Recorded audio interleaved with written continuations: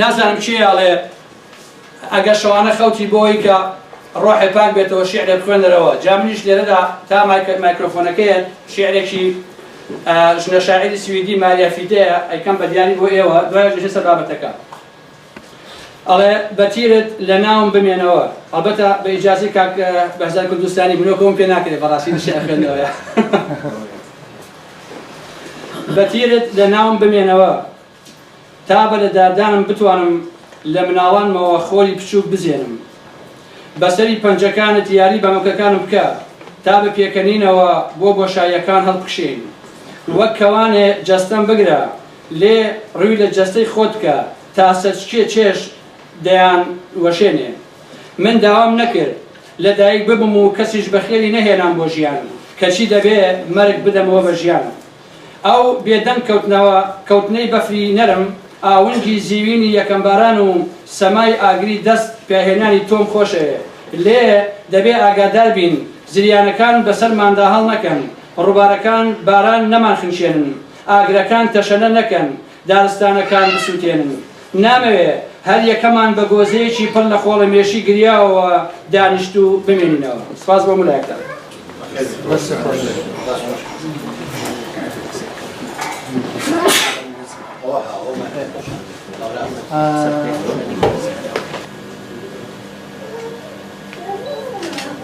فەرموون دانیشتن زۆر سوپاس بەڕێزان پێشتر باسمان کرد ئەو سیمینارە لەسەرێکی ئەنجومەنی بزوتنەوەی گۆڕان سەرەوەی کە ئێمە بیر و باوەڕی لەسەر ڕای ئازاد ڕێزی هەموو ڕایەکە گرین بەڕێز کاگارا مەحمەد نووسەر و ڕووناکبیر کە بانگەشمان کردووە لێرە ئامادەیە لەگەڵمانە لەگەڵ ئێوەی خۆشەوی سابەناوی خۆمان و ئێوە بە خێراتنێکی گەرمیەکەین سەرەتا چەندێ ڕێک لە ژیاننامەی کاگارا مەحمەدتان پێشکەشەکەم ئەوی تر بۆ خۆی جێڵم ڕووناکبیر و نووسەر کاگارا مەحمەد لە دایکبووی ساڵی 1975 خوێندنی ئامادەیی تا شەشی ئامادەیی خوێندووە سەرەتای دەستپێکردنی بە خزمەت لە بواری هونەریا بووە دەستی کردو بە نووسینی شعر و پەخشان و هەڵبەست دوایەوە کاری ڕێکخراوی و کاری سیاسی بۆ کاگارا ئەحمەد بۆ خۆی جێدێڵم ساڵی 1996ەوە هاتۆتە دەرەوەی وڵات لە کاراوگە لە هۆڵەندا دەژی نزیکەی 7 ساڵە بەڕێوەبەری ژووری ئۆپۆزیسیۆنە لە پاڵتۆک هەزاران شەو لەو ژوورە بە دیارە و ژوورەوە دانیشتۆ خزمەتی کردووە و سەدان کۆڕ و کۆبوونەوەی ڕێخستۆ بە کەسایەتی دەرەو ناوی کوردستان و خزمەتێکی زۆری کردووە و کەسایەتیەکی بەوە ناشراوە کە ڕەخنەگرێکی زۆر توندە لێرەوە مایکەکە جێڵم بۆ کاگارا مەحمەد ئەگەر شتێکم لەبیر چووە لەسەر ژیاننامەی بۆ خۆی باسی بکای و دوایەوە دێنە سەر باسی کۆبوونەوەکە و وتە بەڕێزەکانی فەرموون زۆر سپاس دیارە من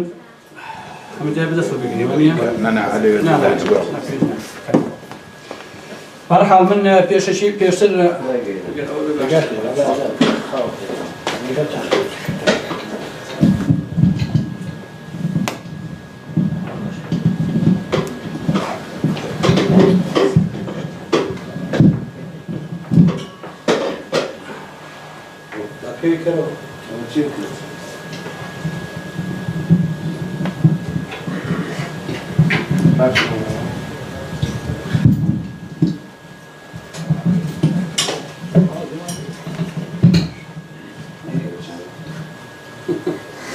هیوادارم کە دەنگ ئاوا باش بێت بۆ ئێوە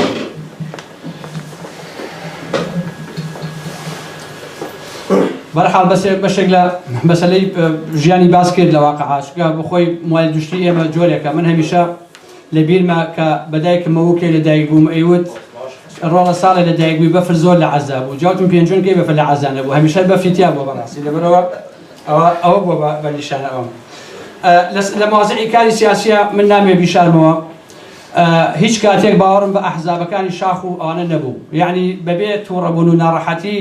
ئەو سەردەمانەی کە کۆمەڵێ لە گەنجان و هاوتەمەنی ئێمە لە قوتابخانەکانە مەسەن باشترین ڕێکخراو کە لە کوردستانە کۆمەڵی ڕەشدەران بوو من ئەو کاتە قەناعەتم بەوە نەبووە کە ئەوانە بتوانن ئازادی فراهەم کەن بەبێ بیرکردنەوەی تەمەنێکی 17 ساڵی ئەویش ئەگەڕاوە بۆ یەکتر کوشتن و یەکتر بڕین و باوەڕ نەبوون بە ئازادیە یعنی بیرمە کردەوە کۆمەڵێ بەشەر نەتوان لە شاخا بە ئازادی یەکتر قبوڵکەن چۆن لە شارە ئەتوان یەکتر قبوڵکەن لە کاتی حکومڕانیە باوەڕ بۆ بێن کە ئەتوانن دەسەڵات بکەن بە نمونە لە کوردستانە بەداخیشەوە کە ئەوە واقع دەرچوو ئەوەی کە ئێمە بیرمان لێ کردەوە و هەزاران هەزار لە ئینسانیش گیانی خۆیان دانا لە پێناوی ئازادە لەو ڕێزانە بەڵام نەتیجەکەی ئەوە دەرچوو. من لە سەرەتایە من بۆ خۆم نەچوومەتە ناو هیچ حیزبێکی سیاسیەوە لە کوردستانە بەڵام زیاتر وەکو گەنجێ لە چاپەکانەوە نزیک بووم لە سەردەمی 86 و 1970وانە لە دوای ئەوەی کە کار و کارگەران لە ئێشێتی جیابوونەوە لە کۆمەڵە جیابوونەوە من مەشروعیان لێ ئەناسی دوای دەستەی پێشڕەوان دوایەوە بڕاوتی کۆمۆنیست لەگەڵ ئەمانە بەڕاستی هەمیشە عیلاقەی سیاسی مەبووە بەڵام لەگەڵ کۆمەڵی ئێران لەگەڵ حیزبی کۆمۆنیستی ئێران بەڵام وەکو ئەوە کە خۆم بە هەڵسوڕاوی حیزبێک بم یان ئەندامی حیزبێک بوو بم نا بەڵام هەمیشە نزیکاتیم لەگەڵ ئەوە نابووە بەڵام دوورایەتیم لەگەڵ ئەحزابی شاخە هەبووە لەم پەری چەپیەوە تا ئەو پەری ڕاست ئەوە بۆ خۆی بەشێشێتی. لێرەدا من بەوە ئێمە کۆتا ئەمەوێ بچمە سەر مەسەلەی بڕەخنە. ڕەخنە دیارە لە وشەی کریتیشی یۆنانیەوە هاتووە. هەر کەسە بە جۆرێک باز لەسەر ڕەخناکە مەسەلەن بۆ نمونە شکسپێر بە جۆرێ باسیەکە کامۆ بە جۆرێ باسیەکە زۆربەی ئەو قوتابخانە فکریانە هەریەکە بە جۆرێک باسی ڕەخناکە بەڵام من بۆ خۆم پێم وایە کە ئەبێ هەموو ئەمانە تێکەڵاوکەی لەبەرەوەی کە من بۆ خۆم کەسێکی ئایدۆلۆژیستی نیم یا سەر بە ئایدۆلۆژیەکی دیاریکراو نیم بۆیە لە هەموو ئەوانە ئەکرێ ئینسان هەڵی هێنجێ و ڕەخنەی خۆی بگرێ بەڵام بۆ شکڵی کە من بۆ خۆم قەناعەتم پێ ئێش کە تونترین شێوەی ڕەخنەیە لەبەرەوەیشە کە تونترین شێوەی ڕەخنەیش لە خۆم قبوڵەکەم کە هەر کەسێک بەرامبەر بە خۆم هەیبێ بتوان ڕەخنەی خۆی بگرێ. شکسپێر ئەڵێ ڕەخنە تێپەڕاندنی سنوورە ئەخلاقیەکانی کۆمەلگایە ئەو ئەخلاقیانی کە ئەو ئەخلاقەتانی کە دەستکردە یا کە دروست کراوە. من بۆ خۆم قەناعەتی کولیم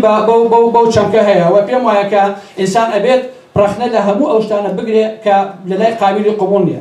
مەرجش نییە تۆ وەکو ئینسانێک لەسەر حەق بی مەسەڵەن پێ دوابێ مادام ڕەخنەگیری ئیتر ئەوانەی بەرامبەر تۆن هەمیان منحەلە هەمیان پوچەڵن بەڵام تەنیا تۆ ڕاستەکەی بەڵام تۆ گرنگەوە هێشتی خۆ بڵێ لە دوای ئەوەیش ڕەخنەی ژیرا بەتوانێت وەڵامی خۆی بداتەوە. بەداخیشەوە کە ئێمە تا ئێستا لە فەرهەنگی خۆمانە داهین لە زمانی ڕەخنە و لەمانە هێشتا حاڵی نەبوون زۆرمانەوە بووی کە لەوە تێبگەن. ئەوە کورتەیەک بوو لەسەر مەسەلەی ڕەخنە و ڕەخنەکاریش بۆی کە زۆر جار بە ئێماڵێن ڕەخنەکانتان زۆر توندە هەتا لەناو هەموو ئەحزابەکانە بە چەپ و ڕاستەوە ئەو قساکەن من بۆ خۆم پێم وانیە کە تون بێ پێم وایە ئینسانە بێت دەست خاتە سەر برینەکان مجامەلە نەکا ڕەخنە بە گوڵ زۆر جار وا بە منەڵێن تۆ پێویستە ڕەخنە بە گوڵ بگری من نازانم بەڕاستی یعنی چ منتەقێکی تێدایە ئینسان گوڵ بۆ جەلات بێت تۆ کازانی بەشەرێ مەسەلەن کۆمەڵی ئینسان ژیانی توان هەراسان کردووە هی کۆمەلگیان هەراسان کردووە تۆ پێدابنیشی ڕەخنە بە گوڵ و بە قوربان و بە ساق و بە کاکەوانە بەڕاستی مۆزوعەکان مەیسەر نابێت چونکە ئەو دەسەڵاتی کە لە کوردستانە هەیە دەسەڵاتێکە ئاوانە هاتووە مەسەلەن دەسەڵاتێکی زۆر پاک و سادق و ئەوانە بێ بەڵام لە شوێنەکانی مێژووە هەڵخلیسکا بێ تا تۆ بتوێ ڕیفۆرمی کەوچاشیکەی معدەنی بەو جۆرەیە کرۆکی بەو جۆرەیە ماهیەتی بەو جۆرەیە بەو جۆرە خوڵقاوە شتێکی نییە کە تۆ بتوانی وای لێ بکەی کە تەسیم بێ بە ئیرادەی واقعبینانەی تۆ کە لە نەتیجا گرێتەوە سەر خزمەتکردنی نیشتیمان و خزمەتکردنی کۆمەلگا. بچمە سەر مەسەلەی لە یەکەم قۆناغەوە تەمەەن بابەتەکە ئێمە لەسەر شۆڕش و ڕاپەڕین و ئاکامەکانیەتی لە کوردستانە من وەکو خۆم باوەڕم بە شۆڕش نەبووە لە کوردستانە هەبێ و پێم وایە ئەو شۆڕشانەی کە هەبوون سادرکراون یا زۆربیان لە ئاساییکردنەوەن و زۆربیان لە دەرەوە دروستکراون هاتوونەتەوە بۆ کوردستان و ئەویش ئەتوانێت ئینسان دوو لایەن تەفسیری بکە. یەکیان ئەوە کە من بۆ خۆم پێم وایە کە کۆمەلگای کوردی یا کورد وەکو چەمکی ناسیۆنالیزم یا وەکو چەمکی نەتەوە هێشتا نەیتوانیوە دەستی بە چەمکی نەتەوە بگا وەختێ لێرەوە دەستی بە مەناگە ناتوانێت ئەحزابێکی بەفعلی ناسیۆنالیزمی هەبێت لە کوردستانە کە هەڵقوڵاوی ناو جەماوەر بێ و شۆڕش بژێڕێت تێبکۆشێ لە پێناوی لابردنی زڵمی قەومی لەسەر خەڵکی کوردستان. لەبارەی چینایەتیشەوە بۆ نمونە لە کوردستان و لە عێراقا چینی کرێکار یان سەرمایە گوزاری نەیتوانیوە باڵا بکە نەیتوانیوە ببێ بە ئەوروپا بۆ نمونە لەبەرەوە نەشتوانراوە ئەحزابێکی کە سەرفەن چینایەتی بێ لە عێراق و سەنا دروست کرێت. ئەگەر بە سادەیی باسی بکەین بە درێژایی مێژوو لە سەردەمی شێخ مەحموودەوە لەو کاتەوە کە عێراق دروست کراوە شێ مەحموو بۆ نمونە هەوڵی داوە کە بسازێ ئەگەر سەیری مێژووی دوای ئەوانیشکەین هێشتا تەسەوری شێ مەحموو باشتر بووە لەمانەی دوای خۆی کە لانی کەم تێکۆشاوە بێ کە کورد بێ بە خاوەنی چیانی خۆی بەڵام ئەمانی کە لە نێو چوارچێوەی ئۆتۆنۆمی یاخود موختاری بە قۆڵی ڕۆژهەڵات لەم چوارچێوە سوڕاونێتەوە و هەمیشەیش چونکە مەشغەڵەیان لابردنی زوڵمی قەومی نەبووە لەسەر خەڵکی کوردستان هەمیشە بە شوێن ئەوە بوون چۆن بتوان لەگەڵ بەغا ڕێبکەون چۆن بتوان بەیەکەوە سۆڵحکەن چۆن بتوان بەیەکەوە ببن بە شەریک وەکو ئێستا کە ئەیبینین لە حەتا لە ئێرانیشە هەر بە هەمان شکڵ بووە ئێستش کوردستانی باکوور لە دوای کۆمەڵێک شیعاراتی نەتەوە و ڕزگاری ئەمانە چۆتۆ ناو هەمان ئەو چوارچێوەیە کە ناوێن ناوە چوارچێوەی بەیەکەوە ژیان و حکومە دروستکردن لە کاتێکا من بۆ خۆم قەناعەتم بەڕاستی لەگەڵ ئەم ڕێئێتانە نەبووە بۆیە من لێرەوە بووە کە باوەڕم بۆ نەبووە ئەوانە شۆڕشێک بووبن بۆ مەسایلی ڕزگاری ئەگەر سێری پێکاتەکەیشیان کەی پێکاتەی ئەو شتانی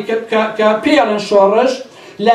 لە کوردستانی باشوور ئەگەر تایبەتی کەمەوە زیاتر مەسەلەی خێڵێکی و مەسایلی عەشیرەتی و ئالەم بابەتانە بووە هەتا نمونەی مەسەلەن کۆمەڵەمان هەیە وەکو ڕێکخراوەیەکی چەپ لەو سەردەمانە کە وەختێ جەلال تەڵەبانیەتەوە بۆی بتوانێت بەرامبەر بە ئەو خەڵکە وردە بۆ ژوازیە بابرین بڕاڕا و متەزەبزبەی کە ناو کۆمەڵا هەیە و خەڵکانی خوێنەواری شارین توانیوێتی ئەو کۆمەڵێک چەکداری زۆر کۆبکاتەوە لەوانەی کەسەر بە خێڵەکان و عەشێتەکان یعنی پێویستی بەوە بووە کە ئەو کەسانە کە بەبێهین بەبێ ئەوەی کە بیر لە مۆزوعەکان کاتەوە کە دنیا چۆنە چی پێ بڵێ ئەو بەگوێیەکە ئەین توانیوێتی زۆرترین چەکدار کۆکاتەوە لە بەرامبەر ئەمانەی تراکە لەو کاتە وجودی هەبووە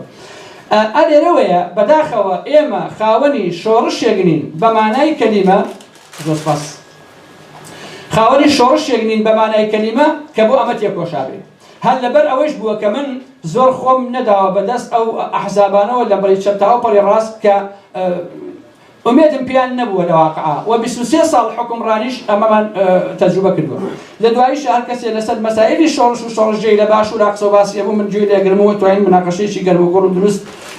و دۆستانە و ڕەفیقانە ببێنە پێشەوە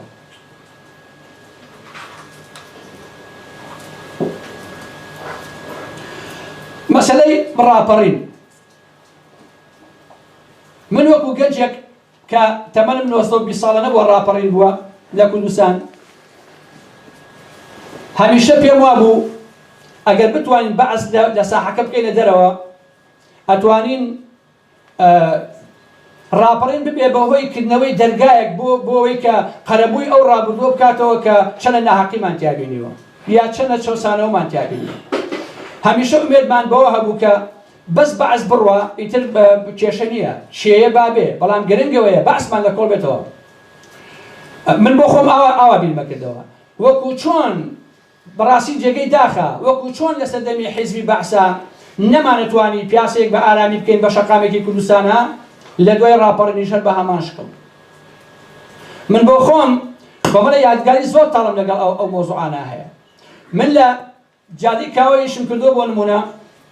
خەڵکم بینووە لە 1970 و 1970 بەلاندرۆزەر و توێتاوە کورد خەڵکی سێمای ناوچەکانی کە کەڵەشێر و مریشک و هەموو ئەمانەی ئەنفارەکان ئەهێنایەوە بە قڕیک و بە پێکەرینەوە ئەیان برد و ئەیان خوارد لە دوای 2-3 مانگ ڕاپەڕین هەموو ئانە بوون بە پێشمەرگە یەکسەر یعنی بەڵامەوە ژێگەی کارەسات بوو کە من پێم وابوو ئەوانە بێت دادگایی کرێن ئەبێ ئەوانەی کە لەو ڕۆژە تەنگانانەیە لە کوردستان پێش ئەم لێگەکەوتن بۆ سەر ماڵی خەڵک ئەوانە بتوانن شتێکی تر بەرهەم بێ بەڵام سێرەکەی هەمان شت دووبارە بووە لە کوردستانە هەموو جاش بوو بە پێشمەرگە بوو بە جاش دەست بوو بە نازانم بە دەستپاک بوو بە دەست هەموو شتەکان تێکەڵاو بوونەوە بە یەکتر بۆیە بەداخەوە ڕاپەڕین و ئەوەی کە پێی ئەڵێن شۆڕش لە کوردستانی باشوورە هیچی بە ئێمە نەبەخشیوە و نەیشی توانی هیچ بەرهەم بێنێ هەر لەبەر ئەوەیشە لە ماوەی 23 ساڵە ئەگە سیرکەی لە دوای ڕاپەڕینەوە چی ئەتوانێت بە من بڵێ ئایا ئێمە بەڕاستی حکوومەتمان هەیە ئایا هەر بەڕاستی ئێمە پەرلەمانمان هەیە ئایا هەر بەڕاستی ئێمە دەستورمان هەیە ئایا هەر بەڕاستی ئێمە یاسامان هەیە ئایا هەر بەڕاستی ئێمە دادگا و دادوەی سەر بەخۆمان هەیە هەر بەڕاستی ئەگەر سێری باشوور کەی لە دوورەوە وەکو چاودێر لەسەر ئەم گۆی زەویە لە هەر حەوقاڵی دنیایە تۆ توانی نمونەی بێنیتەوە کوردستانی باشوور بێت شوێنێک ئەتوانن بهێنەوە بڵێن ئەم کوردستانی ئێمە کە ناوی باشوورە ئەم سێ شارە لە وڵاتە ئەچێ نمونەی نییە بەڕاستی هیچ کەسێک نازانێت چیە بەڕاستی حتا لە مەسەلەی ئابووریەکەی ئەگەر ئێستا مارکس زینوکەیتەوە ناتوانێت سەر و دەروی لێ دەرکاکە ئەم کۆمەلگای ئێمە خەریکی چێ ئەوێ ئەمە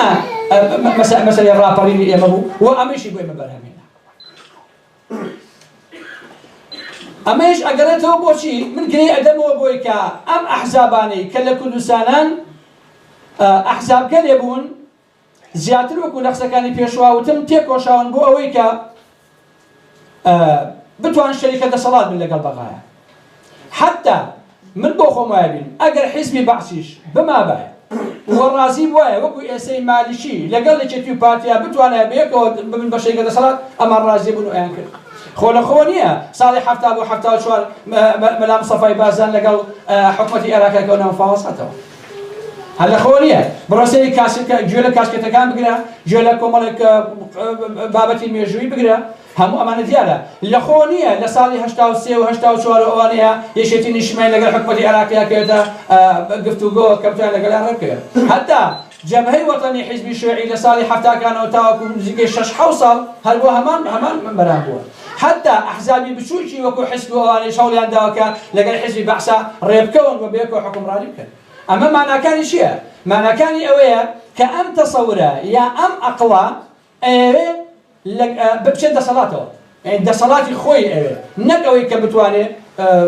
مەسەڵەن وەڵام بداتەوە بە خواستەکانی گەلی کورد وەڵام بداتەوە بە کێشەکانی خەڵکی کوردستان وەڵام بداتەوە بۆ ئاوات و ئامانجانەی کە خەڵکی کوردستان هەیەی وەڵام بداتەوە بۆ لابردنی چۆسانەوە لەسەر خەڵکی کوردستان بەڵام ئەمانە نەبووە من کە هەموو کەسێک ئەگەر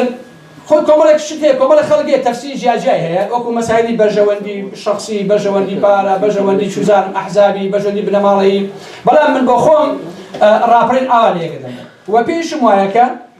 شۆڕش و ڕاپەڕین تا ئەم چرکە ساتە جگە لە مەئسات و کوێرەوەری نەبێت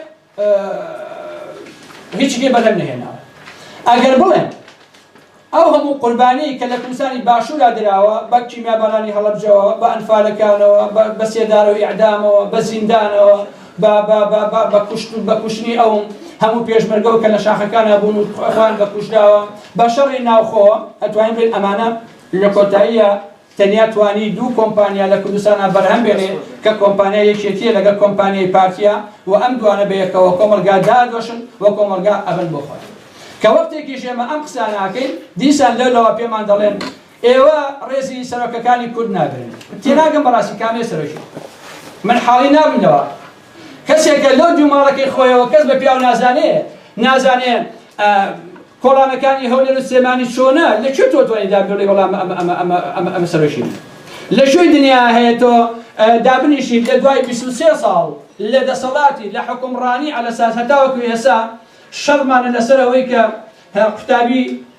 لە سۆران چی پێیاڵن و لە بادینان چی پێیاڵن شەڕمان لەسەرەوەی ئەوان ئافل بەکارهێنن ئەمان ژل بەکارهێنن شەڕمانە لەسەرەوەی پردێکیانێ لە کەرکووک لایەکی زرد و لایەکی سەڵزە شەڕمان لەسەر دێگەڵا هەتا ئەم لایەشێتیە هەتاکو ئەم لایش بۆ زاخۆلیەوە پارتی خاڵێکی ترکە ئینسانی کورد پێویستە بیزانێ ئەویش ئەوەیە کە ئەحزابی ئێمە بەدەل لەوەی کە شۆڕەژێڕ نەبوون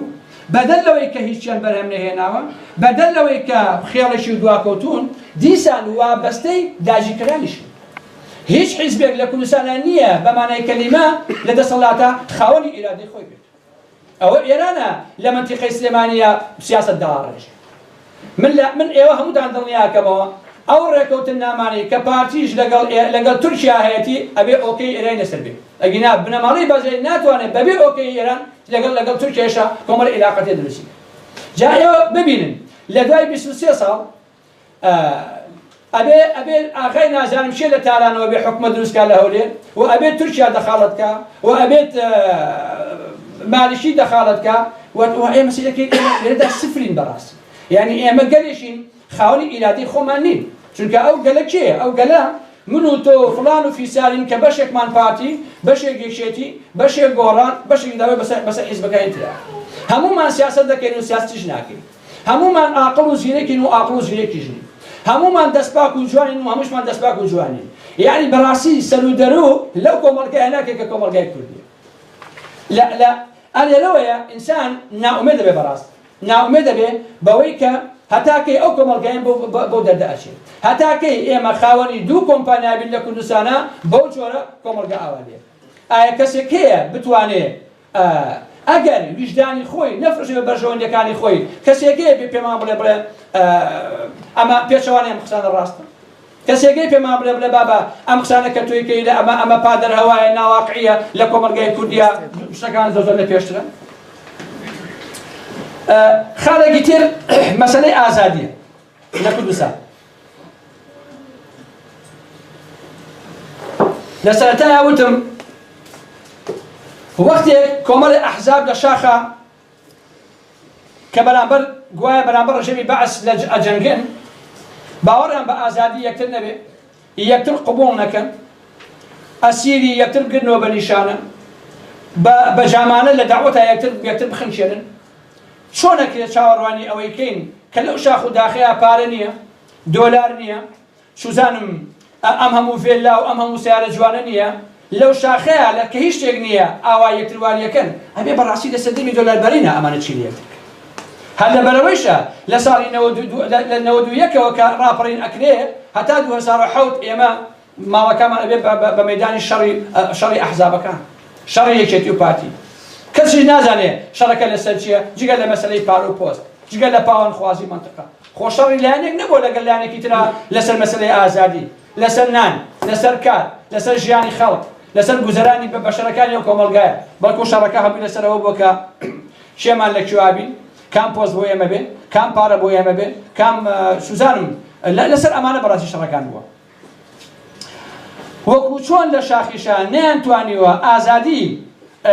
یەکتر قبوڵ بکەن وە ئازادی بۆ یەکتر فراهەم بکەن و بتوانن جەوێک بخۆڵقێن وەکو کۆمەڵێک ئەحزاب با تێڕوانشیان جیاواز بێت چونکە هەمویان ویستویانە قەڵایەکەیە کە قەڵای بەعسە بەڵام من و تۆ چوار کەسی تر وەکو چوار حیزب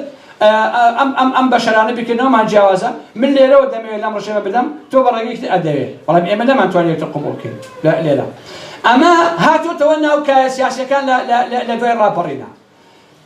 ئازادی بەمانە حتا بەمانای نووسینیش لە کۆمەڵگە ئێمە قبوڵ نەکراوە سێرم لێ یەکێتی نیشتیمانی کوردستان لە شەید ئارامەوەیەت لە ساڵی هەفتاکانەوە لەو هەموو کوڕە باشەوەیەت لەو هەموو ئینسانە پاک و جوانەوەیەت لە دواییە لە گەرمیان کاوە گەرمیانی ترۆرەکەن لەسەرەوەی کە دژی گەندەڵی ڕاوەستا کارەساتە بەڕاستی کارەساتە بەوەی کە لە سێمانیە بەشەر نەتوانێت مزاهرەیە بکە بێنە بەڕێژنی گولە کارەساتە میلەتی ئەوە قبوڵ بکە کە کۆمەڵی خەڵک لە سەربانێکەوە بچن گەنجانی سەمانی بەنە بەرفی شەک و بە سەدان کەس برینار کرد و دیان کەس بکوژن و کەسی چرکەی لێوە نەیە خوێنی هەموو ئەو خەڵکەش هەروە بڕوا و کەسی خۆی نەکا بە ساحل کارەساتە لەوەی میلەتێ هەموو سامانەکەی بڕوا بچێتە گیرفانی کۆمەڵی خەڵکەوە بەڵام کە چرکەی لێوە نەیە هەتا بە جۆرێک ئێمە مەسەلەن نابوت و ناشرین بووین زۆر هەن لە ئەوروپا دانیشێ مانی بە 150,000 دیناری علوش بە شان و باڵی ئەو ئەحزابانە هەڵەیە ڕاست یعنی ئینسان شتی وا ئەبینێ لەم کۆمەلگایە من زۆر جار بەڕاستی گریانم هەیە یعنی زۆر جار بیرەکەم بۆ لێ بەڕاستی خەریکی چ بەزمێکم تۆ چی دەکەی لەناو ئەو دنیایی کە ئێمەتیان بەڕاستی ئەبێم دنیای ئێمە کە دنیای کوردیە چ ماهیەتێکی هەبێ کە بەشەرەکانی ئاواز زەلیل بکرێن لە پێناوی چییە تۆ لە کاتێکا لە ئەوروپا توانی خۆش بشی ئەی من چی بکەم لە ژنێکی ئەنفاکرای و قوڕ بەسەر کە وەختێک دانیشێ مایکەکە هاتێ لە تەلەڤیزیۆنی شێتیەوە ئەڵێ تۆ بۆ گلەی شێ لە گۆڕان ئەڵێ داوا لە گۆڕانەکەم کە زوو لە پەرلەمان کێشنێتەوە بۆی کە بوجەکە تێپەڕە من پارەکەم وەربگرم یعنی یەکێتی و پارتی بەشەریان هەزیل کردووە بەڕاستی تاکی ئێمەیان بە جۆرێک بێڕێز کردووە ئینسان بەڕاستی گریانی بۆ حاڵێت یعنی وایان کردووە کە بەشەری ئەو کۆمەلگایە نازای دەرەبڕی ئەتکوژن وەکو سەدەر عوسمان نامەیەک ئەنووسی لەسەر نامەیەک ئەچن خەڵتانی خوێنتەکە بەڵام مەسعود بازانی بۆی کە لە شەخسیەتی یەکێتی بدا ئەچێ کەسوکاری کاوەگەمەین داوەتەکە بۆ هەولێر بۆ لای خۆی و مناڵەکە یەکاتە باوەشی بەڕاستی سێم ئەم سیناریۆیانە وەکو ئەوە کە خۆی ئەوە چۆن بەڵام ئەو کەسانی کە هاتن بۆ نمونە ئەحمەد میران ترۆریان کرد ڕەبەن هەموویان دیار بۆ سێ کەسە چێ بوون یەکێتی هەموو شتێکی زێ بەڵام شتێکی کردی بەژێرەوە قسەی نەکرد هەرچێ لەگەڵ یان قسەمانە کرد کە کاکە ئەو سێ کەسان چێ نردوونی باسی سەر ئەوە ناکرد یعنی سراعەکان ئاوای لێ هاتووە تۆ لە هەولێر بیکوژە من قسە ناکەم من لە سێمانیی کوشم تۆ لە هەولێر قسە مەکە ئەمە مەسەلەی ئازادیش بۆیە ئەڵێم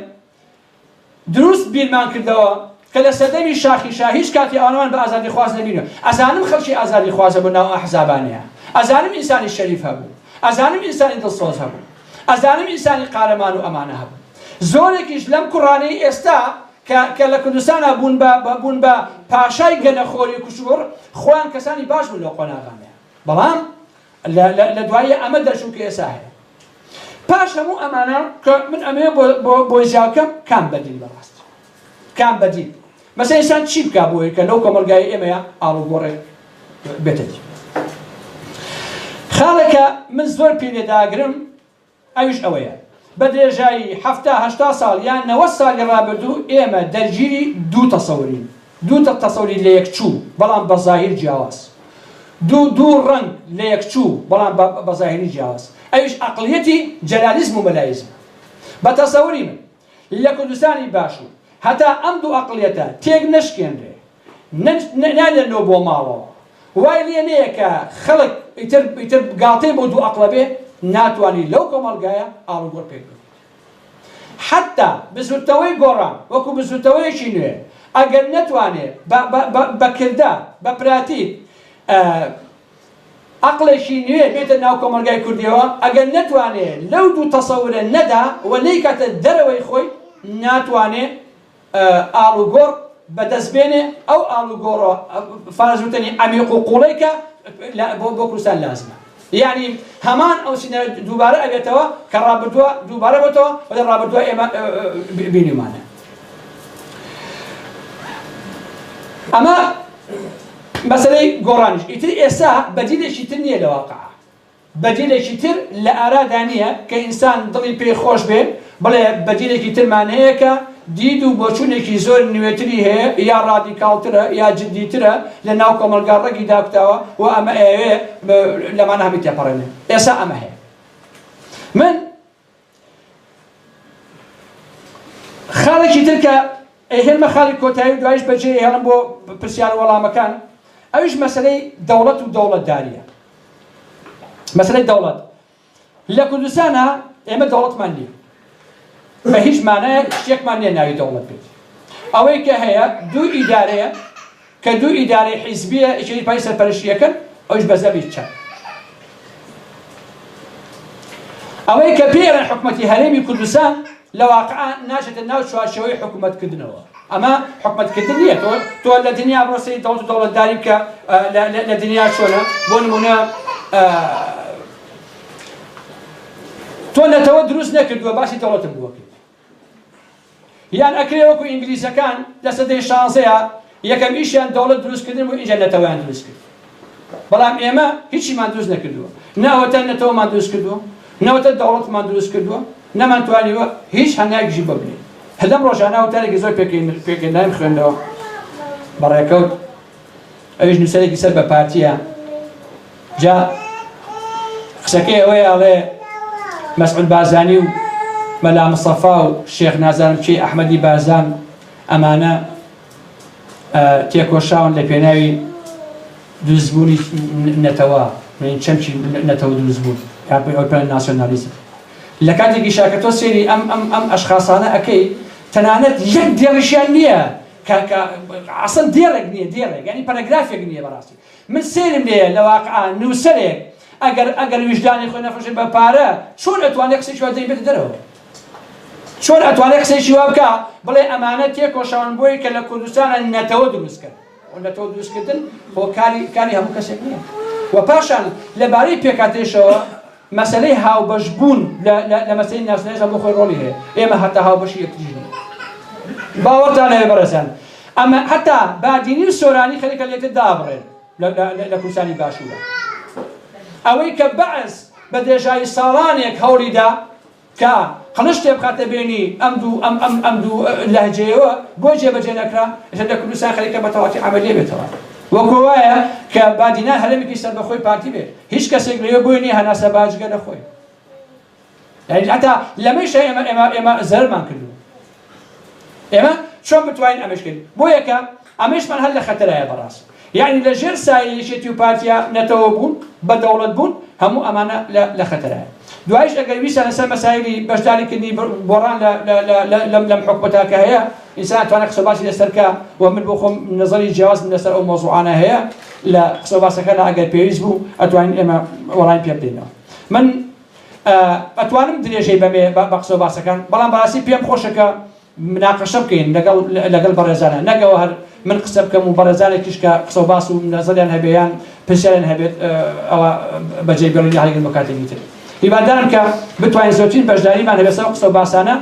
طبعا أبي أوش بزن أو من باسم كرت أتواني زورتر وكو سرخت نايبني براسي وكو سرخت چونك آسانية تولنيو ساعات يا لتلو بيش دقيقات وبي لسر همو أو شمك زبلا حنا دروس كيكا شمشي نتويا شمشي بدولة بونا شمشي مسألة رابرينا مسألة حكمرانية مسألة أو شرشانية كبلا دروس بني عراق ودروس بوها تابانا لا خلاص ناكله بلام أكله وكو سرخت إنسان راح جزر بلا برا وبيك بمناقشة وقفتوجو حتى أكو بزايك النتيجة كي تشكاكلك أبدا سوبو همولاك من مس باس أنا كبو همولاك ودستان خوش بهالبجي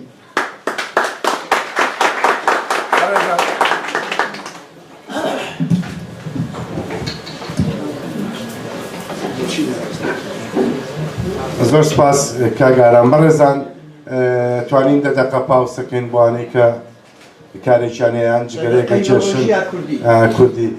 قاوە و نسکافەیان هەر کافەلاتە گەری شتێک ویسیان زووتر چەند داوای کرد بەڵێ نەخێر دوای پاوسەکە هەر کەس لە جێی خۆی و قساکات با بۆی تاخیر نەبی ناو بنووس و ناو بخێنمەوە بێتە پێشەوە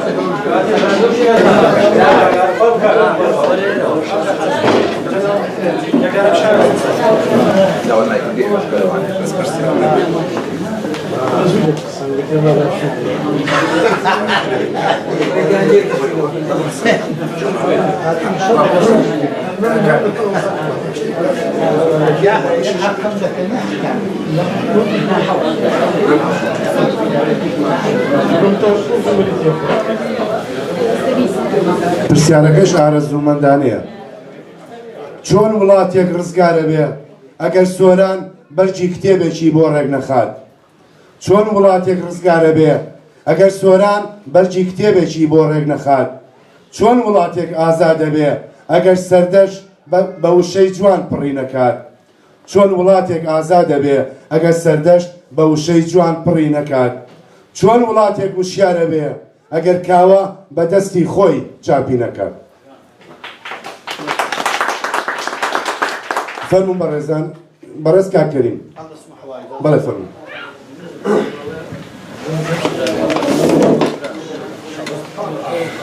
مایکەکەی بەرێ مایکەکەی بەرێ نه فەرموون نزیکە نایە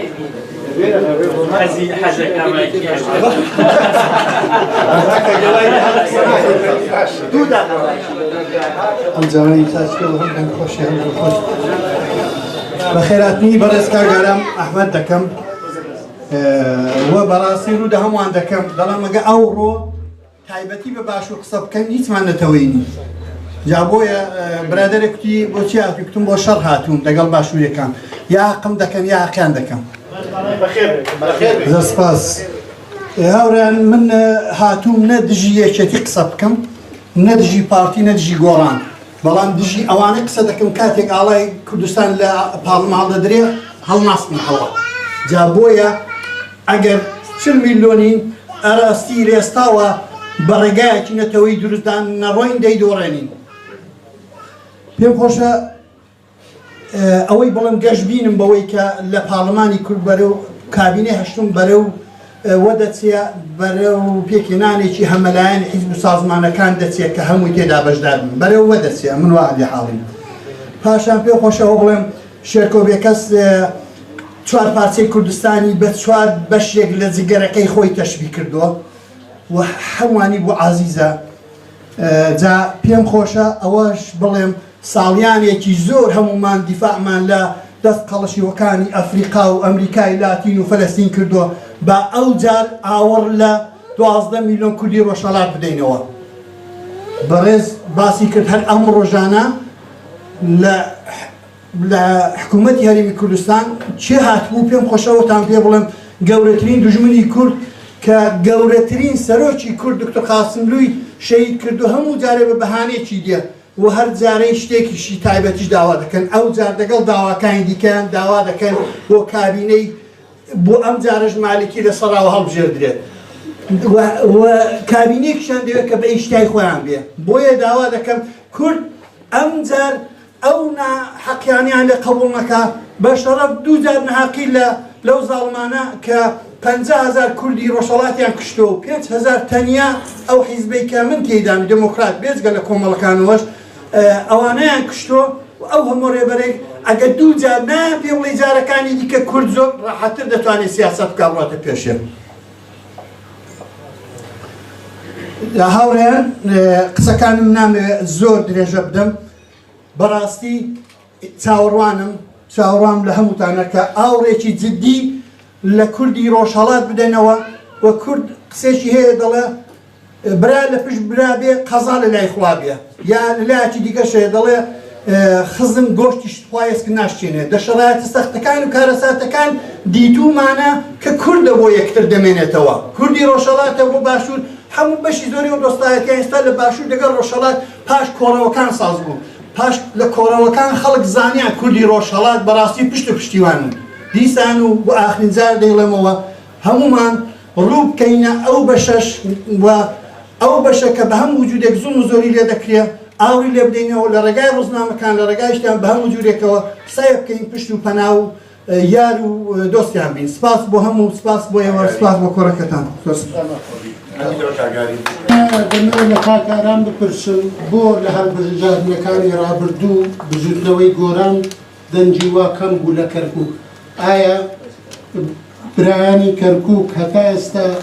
متمانەی تەواویان بە بزوتنەوەی گۆڕان نیە و بە جددی وەریان نەگرتێ یان هۆیەکەی چییە؟ ئەوە پرسیاری یەکەم. پرسیاری دووەمیشمەوەیە ئایا بزوتنەوەی گۆڕان پەیوەندی کردێ لەگەر هەندێک کەسایەتی کە وەکو من بزانم گەندەڵین بۆ نمونە دکتۆر نەزمەدین پارێزگای کەرکووک ئایا هەولیدایە کە گۆڕان و ئەو کەسایەتیانە زیاد بکاتەوە لە کەسایەتی گەندەلەکانی ناگەیچێتی و پارتەکانی. بەڵێ پێشەکی سڵاوێکی گەرم لە هەمووتان بەخێراتن سەرچاو هەروە بەڕێز کاکاران بەخێراتی سەرچاو. من پرسیار لە جوابی لە قسەکانی کاکەریمە ئەمەوێت چەند کەلیمەی قسەکەم لە مەوردی کۆمەڵۆ حیزب دموکراتەوە. لە زمانێکە کۆمەڵۆ حیزب دموکرات بە وجود هاتن شۆڕشیان کردا بە شایەتی هەمووتان لە کاتێکا کە یەکێتی و پارتی لە ژێرەوە لەگەڵ ئێرانە دەستیان لە ناو دەستیەکا بوو بۆ ئەوەی کە ئێران بێ لە کوردستانە دەسەڵات بگرێتە دەست تەنیا خاڵیان لەگەڵ یەکێتی و پارتیا ئەوە بوو کە کۆمەڵە و حیزبی دموکرات خەفە بکەن بە هەر شێوەیەک ئەبێ کە بە هەرجۆ حتا مستەقیمەن لەلایەن مام جەلالیشە و بە کۆمەڵە وتراوە کە بە هیچ وەج ئێوە حەقتان نییە برنەوە لە ڕۆژەڵاتە شۆڕش بکەنە یا تەقە بکەنە ئەگەر تەقەی لە ناتانەوە بێ ئێمە مستەقیم سەرکردایەتەکانیان تەحویلی ئێرانە دەین ئەوە یانێ ئاشبەتاڵکردن بە شۆڕشی ڕۆژەڵات ئەوە یانێ لە بینبردنی دەسەڵاتێکی دەستێکە لە ژێر عەرزە و هاتوێتە دەرەوە داوای ئازادی حەقی چارەنووسی خەڵکە یانی خەفەکردنی پارتی ئەوە ئەوەڵین جاری نییە خەیانەتەکە بە ڕۆژەڵات یا بە ملەتی کوردەکان یا یەکێتی ساڵهایە ساڵە ئەمان خەریکن خەیانەتەکەنە. ئەڵێ لە مەیدانی شەڕانخێوی خەباتی چەرخی بیستمدا سەرم سوورمە ئەسپی سووکە سواری کوردی بۆچی وەستا وەڵامی دامەوە پیرێکی ئازادەی جیهاندیدا خەتای سواران نەبوو پێش سوارەکانمان قرس بوون و نەوەستان ئەمەکە ملەتی کورد ئابەم ڕۆژە کەوتووە هیچ مافێکی نییە لە هیچ شوێنێکە فرۆشراوە بە هەموو وڵاتەکان هەمووی ئەم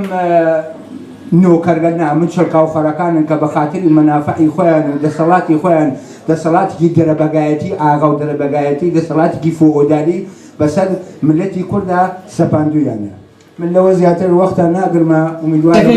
مەسەلەکە دژایەتی نییە دژی یەکێتی یا پارتی یان هیچ حیزابێ مەسەلەکە دژایەتی عەقڵە. من ئەگەر مەسعود بارزانی بیتوانێ مثلا تێکۆشەری ڕێگای ئازادی و سەرفرازی خەڵکی کوردستان بۆیە بۆ منیش جێگەی فەخر و شانازیە بەڕاستی. بە نمونەی بێنمەوە ئەگەر مستەفا بارزانی بەڕێکەوتنامەیەکی جەزایر و بەڕێکەوتنامەیەکی کە سەداسی لەگەڵ بەعسایی کە بچوایە بۆ قەندیل بۆ ئەوەن جێگەی فەخر و شانازیە بوو. نزیک بە 35 ساڵە پەکە لە قەندیلایە عێراق لێیە یەکێتی و پارتی لێیاننا ناتۆ لێیە ئەمریکا و ئیسرائیل لێیە ئەوروپا لێیە بە پێشەوە ڕاوەسا مەگەر مەلام سەفا چی بوو نەیتوانین لەو کاتەدا قەندیل دیفاع لە مەسەلەکە بکەن. ئەگەر بیکردایە بۆ هەمان جێگەی فەخر و شانازیە بوو بەڵام ئەو تەنیا بۆ 4 ساڵ تەمەن نەیتوانێت قوربانیە بدا. ساڵی 75 ئاش بەتاڵەکان لە 79 جانی دەسەدا بە نەخۆشییان لە ئەمریکا ئەو 4 ساڵ تەمەنە بڕۆ لای کوردی ئەچێت بەردەم پەتی سێدارە بۆی بەڵام ئەو نەیتوانێت. لەبەرەوە مەسەلەکە دژایەتیکردنی عەقڵە مێژووی ئێمە سەر لەنوێ ئەبێ بنووسێتەوە ئەم مێژووە دەسەڵاتێکی بوودەڵەی بازرگان نووسیوێتیەوە ڕەبتی بە واقعەوە نییە بەڕاستی. گەنجانی جیلەکانی دوای ئێمە ئەبێت لەوە تێبگەن ئەمە هەمی درۆیە لە واقعە ناکرێتەوە. من تەلەڤیزیۆنی زاگۆزەکەمەوە لە سێ نووساوە مەلا مستەفا و مەسەلەی مارکسیزم مەلا مستەفا و پۆستمۆدێرنە مەلا مستەفا و مەسەلەی ژن مەلا مستەفا و مەسەلەی دیموکراسی مەلا مستەفا و مەسەلەی نازانم فکری نازانم بۆ قسانە چییە کاکی شیر یعنی خەڵک جێرە خەڵک چییە کاکیشە کابرا حەیە عەلە سەلا ڕێزم بۆیە لە ژیانەمەوە سەرەوایەکی پێ نەبووە ئیتر هەموو بێنەوە بەرە چییە سوزانم پۆستمۆدێرنە چییە و نەزانم یانن کابراەکە چی لە بۆ لای لەو شوان سەفا لە ساڵی لە سەردەمی لە شاخ با بڵێن ساڵی هەشتاکان کە سەردەمە تازە باسی عەولەمە هاتبوو ئەڵێن تۆ چێ بە مەسەلەی عەولەمە گوچکتەی کۆمەڵە ئەڵێ وەڵای من ئەوم نەبیستوە تایسە نازانم چییە بەڵام برادێکمان نایە کاک ماڵە ڕەختیارە بچۆ بۆ لای ئەو دڵنیام ئەوش نەبیستوە بەڵام دوو سەعات لە خۆ قسەدان بۆکە جا بەڕاستی ئەمەش وای لێ هاتووە لەبەرەوە کاکە مەسەلە دژایەتی نییە لە واقعە. پاشان ئێمە باسی مەسەلەی کابینەی هەشت و ئەمانە ئەبێ مەودا بین بە گۆڕان زیان چی دەکاتەوە بەڵام من هەمیشە وتوومە بە گۆڕان ئێسێ جوبارەیەکەمەوە هیوادارم لەو شوام سەفا نەبێ بە جەلال تاڵەبانی وە بزوتەوەی گۆڕان نەبێ بە یەکێتی نیشتیمانی کوردستان. پێویستە ئەو ڕێگایی کە یەکێتی و جەلال تاڵەبانی پیا ڕۆژ ببێ بە تەجروبەیەکی زۆر جددی و باش بۆ هەڵسوڵاوەکانی بزوتەوەی گۆڕان. ئەمە زۆر گەرەنگە لە واقع ئەبێ بە عەمەلی بزوتەوەی گۆڕان شەریکی پارتی بێت نەک برا پشکۆلە بێت و ئەو برا گەورە بێ بە ئارەزی خۆی چونکە دڵنیا بنەوە هەر حیزبێک لە پارتی نزیک بێتەوە پارتی ئێوە لە نایب ئێوە لاوازیکە ئەمە قاعدەی ئەوە چونکە پارتی لە ئەساسا باوەڕی بە دیموکراسی بە ئازادی بە بەیەکەوە ژیان بەفرە حیزبی نییە ئەوە زەمانە وای لێ هاتووە بەماڵی برای مەحمە ئاوا بێ بەڕاستی و چاکی بەسەرمانەوە هەیە کە توانی باڵی مەکتەبی سیاسی جیاکاتەوە لێوەتی بوو بە دوو ئەحزاب وشی چیز بەدەمەوە هات ئەمە کاکەریم عەزیز ئیرادە زۆر بەهیمە بەڕاستی ئەحزابەکانی ڕۆژهەڵات خۆیان ئیرادیان دەستداوە ئەمە ببینە سەری پێ دەکە لەخۆ هات و لە کوردستانی ڕۆژئاوایە و بە نفوسێکی کەمەوە بەربەرەکانی عەرز و ئاسمانی کرد کاکەژمان بزماری خۆی چقا زۆر بەهیمە بەڵێ نە ڕۆژئاوا هێدە لە ڕۆژئاوا ئەڵێم يعني سيركا برامبر داعش برامبر سوريا برامبر تركيا برامبر بارتي برامبر حزب عاصمة أو بزوتوين راوسا أو إرادة زور مهمة بداخل أو إرادة لكل الأحزاب كان نظم دخل شيء رشوات برام الأحزاب كان رشوات ثانية شو كومالا كيت بداخل كيت كومالا باتشا وجميع داخل وبحث ديمقراطية وكهودو بشوان بداخل أهنيش لهواز المسائل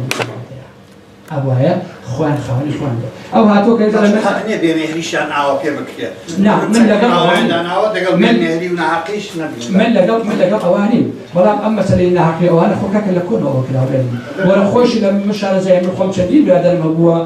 دیموکرات و کۆمەڵە و هەمی ترۆر کران بەدەستی چێ ترۆرکران کاکە خۆ ئەحسابان نەکوشتنیان کاکشین خەم ئەفازەلان دیارە وەرە من ناوە دێمێ کە بکوژە ئەسە لە ئەوروپایە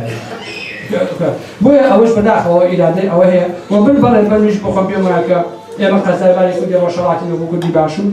بەڵام ئەو شتانی بەرامبەر بە کوردی ڕۆژهەڵات بکرێت بەڕاستی حەق نییە بڵێن کوردی باشوور لێ مەسئولە بەڵکو یەکێتی و پارتی لێ مەسئولن و ئەبێت ئێمە هەمیشە پشتیوانیان بین لەوە من مزاحمەیەک نەکەوە لە سلێمانیا بینی ئەوان بێت و من بەژایمتیان تیرۆر کراون چوومەتە تاسەکانیان ڕێکەوتێک بۆ نمونە حیزبی دیموکرات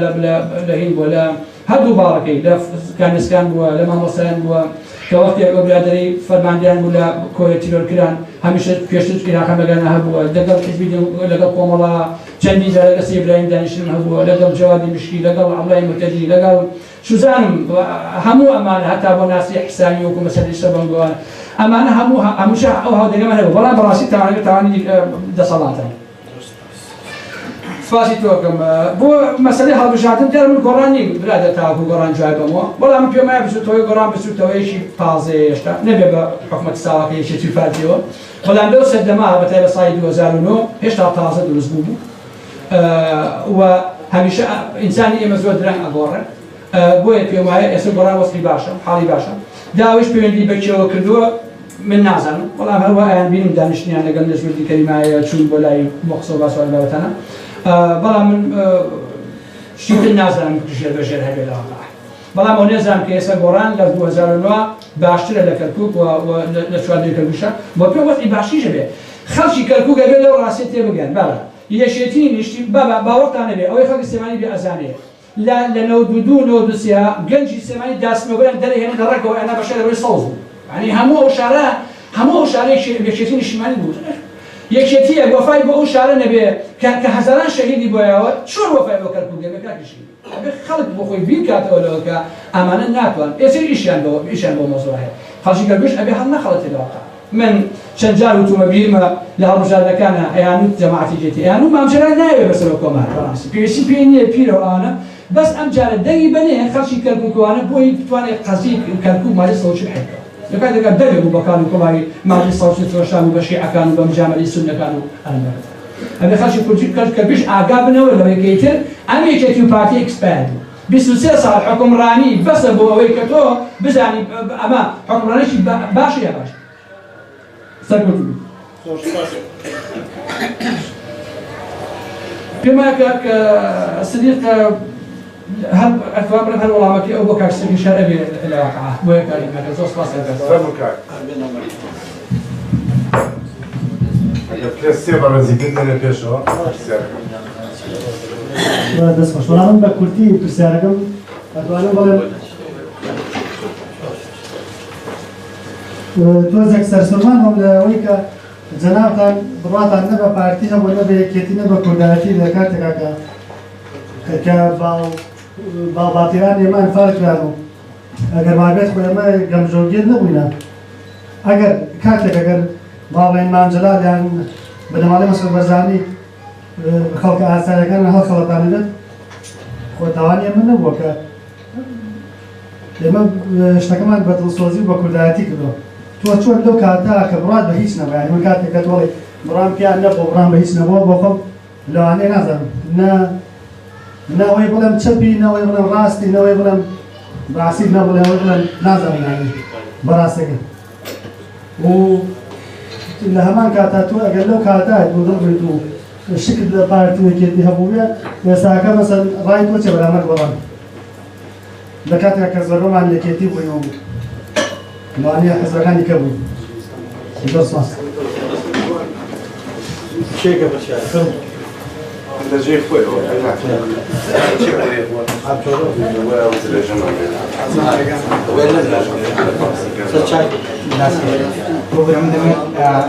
یەک شکایەتی بچووکم دێتێت لەسەر ئەو وەرگرتنی وەزارەتانی کە لەلایەن گۆڕان وەرگیراوە بۆ وەزارەتگارایی کە تۆ پێت وایە گۆڕان دەتوانێت وەکو ئەوەی کە میلەت یاخود دەیەوێت کارا بێت لەسەر وەزارەتانە بۆ نمونە لە وەزارەتی دارایی ئێمە دەمانەوێت کاتێککە گۆڕان چوە دەسەڵاتە بزانێت بتوانێت موچەی سەرۆکی هەرێم کەم بکاتەوە یەک یاخۆ تەواوی ئەو موچانە ببرێت کە کۆمەڵێک ناو هەیە کە ئەسڵن بوونیان نیە وەکو پێشمەرگە وەکو فەرمانبەر وەکو پۆلیس دانراون و موچەکەی ڕات بۆ لایەکە و یاخۆ دەتوانێت گۆڕان موچەی هەموو ئەو حیزبانە ببرێت کە ئەو حیزب وچکانی کە نە لە ناو گەل و نە لە ناو پەرلەمان سەنگێکی تایبەتیان نییە تۆ پێت وایە گۆڕان بتوانێت ئەم شتانە بکات ئەگەر نەیتوانی تۆ پێت وایە گۆڕان بتوانێت هەڵوێستێکی هەبێت لە هەڵەشانەوەی حکوومەت کاریگەر بێت زۆر سپاس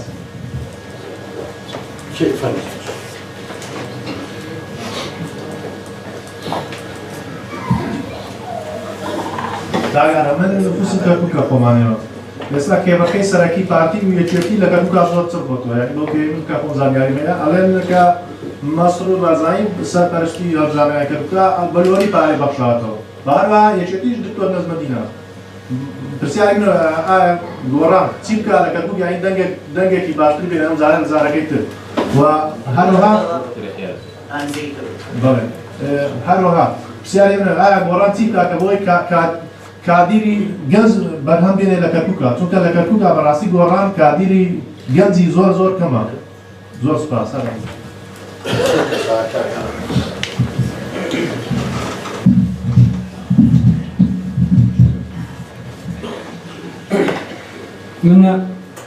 من فێر بووم هەلە مناڵیەوە شەد نییە ئەوەی کۆمەلگا بە شوێنیا بڕامری تر دوای کەوت باست برادری پێوتم وتی کاکە آخر چۆن ببورن کە قسەیەکەم عەزیزان وتی کاکە کاتی خۆی باپیری من پارتی بۆ چۆن ئێستا پارتی جەبا کاک باپیرەوە گەمژە بۆ تۆ گەمژە بە کاک چی لاری بەسەری باپیرە پارتی بۆ کاک